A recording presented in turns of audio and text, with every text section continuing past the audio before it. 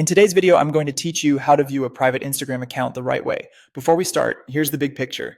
A private Instagram account is designed so only approved followers can see posts, stories, and highlights. There's no shortcut or secret trick to get around that, and that's a good thing. What I'll show you is the legitimate, respectful way to request access and what to expect afterward. First, open the Instagram app on your phone or go to the Instagram website on your computer.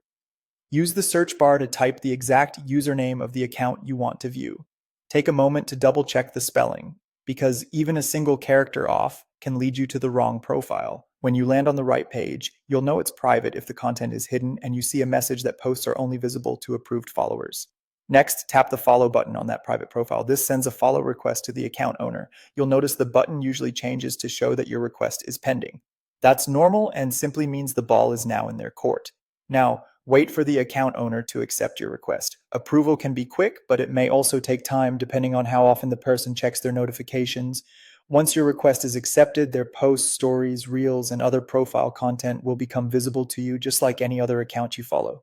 If you're not seeing content right away after acceptance, try refreshing the profile or closing and reopening the app.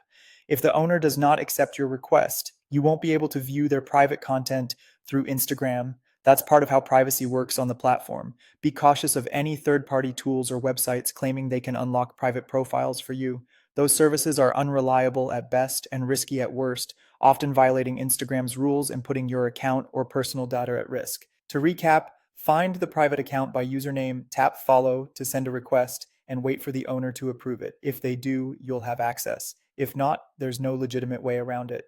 And respecting that boundary is important for everyone's online safety. And that's it. If you found this tutorial helpful, don't forget to like this video and subscribe for more clear, trustworthy Instagram tips and tutorials.